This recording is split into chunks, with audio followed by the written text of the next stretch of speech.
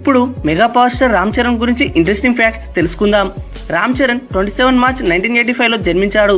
అయితే రామ్ చరణ్ కి తన ఇంటర్ వరకు సినిమాలో నటించాలని ఉండేది కాదు.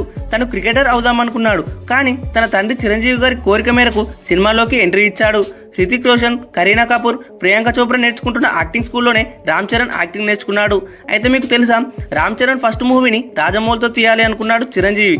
కానీ కొన్ని కారణాల వల్ల రాజమౌళి ఫస్ట్ మూవీ తీయలేనని, సెకండ్ మూవీ తప్పకుండా తీస్తానని చెప్పడంతో పూరి జగన్నాథ్ డైరెక్షన్ లో చిరుత మూవీ తీసి హిట్ కొట్టాడు. తర్వాత సెకండ్ మూవీని రాజమౌళి డైరెక్షన్ లో మగధీర తీసి ఇండస్ట్రీ హిట్ కొట్టాడు రామ్ చరణ్. ఆ తర్వాత బాలీవుడ్ లో జాంజీర్ మూవీతో హిందీ ఆడియన్స్ కి పరిచయం అవ్వాలి అనుకున్నాడు. కానీ ఈ మూవీ ఫ్లాప్ అయింది. అలాగే రామ్ చరణ్ కొణిదెల ప్రొడక్షన్ బ్యానర్ లో ఖైదీ నెంబర్ 150, సైరా నరసింహారెడ్డి మూవీస్ తీశాడు. హైదరాబాద్ లోని పోలో అండ్ రైడింగ్ క్లబ్ లో రామ్ చరణ్ కి ఒక పోలో టీం కూడా ఉంది. మరియు ట్రూజెట్ ఎయిర్లైన్స్ లో Ram Charan one of the partners గా కూడా ఉన్నాడు. మన టాలీవుడ్ సినిమాకి RRR మూవీతో పరిచయమైన హాలీవుడ్ నటి ఓలివియా మోరిస్ RRR సినిమాలో ఎన్టీఆర్ జోడీగా నటించిన సంగతి తెలిసిందే.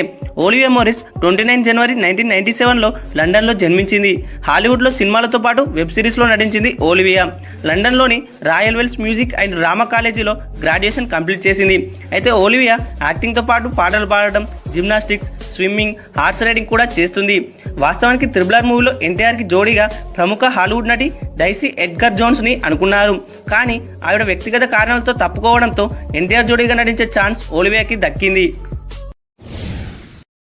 RRR సినిమాలో ఎన్టీఆర్ నడిపిన బైక్ గురించి ఇప్పుడు తెలుసుకుందాం. అసలు ఆ బైక్ ఏ కంపెనీకి చెందింది, దాని ధర ఎంత అంటూ గూగుల్లో సెర్చ్ చేస్తున్నారు కొంతమంది. అయితే ఈ సినిమాలో ఎన్టీఆర్ ఉపయోగించిన బైక్ పేరు వెలోసెట్ మోటార్ బైక్. బ్రిటన్కు చెందిన ఈ కంపెనీ హెడ్ ఆఫీస్ బర్మింగ్హామ్లో ఉంది.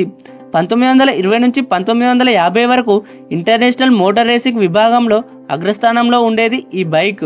1971లో ఈ కంపెనీ బైక్ల ఉత్పత్తిని ఆపేసింది. అందువల్ల ఆనాటి మోడల్ బైక్ కోసం రాజమౌళి చాలా ట్రై చేశారట. చివరికి ఎక్కడా లేకపోవడంతో ఆనాటి బైక్లు ఎలా ఉండేవో తెలుసుకొని ప్రత్యేకించి తయారు చేయించారట.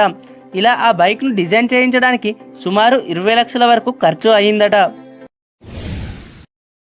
బాలీవుడ్ స్టార్ హీరో అజయ్ దేవగన్ ఇటీవల విడుదలైన RRRలో కీలక పాత్ర పోషించాడు. ఈ సినిమాలో తనదైన శైలిలో నటించి ప్రేక్షకులను మెప్పించాడు.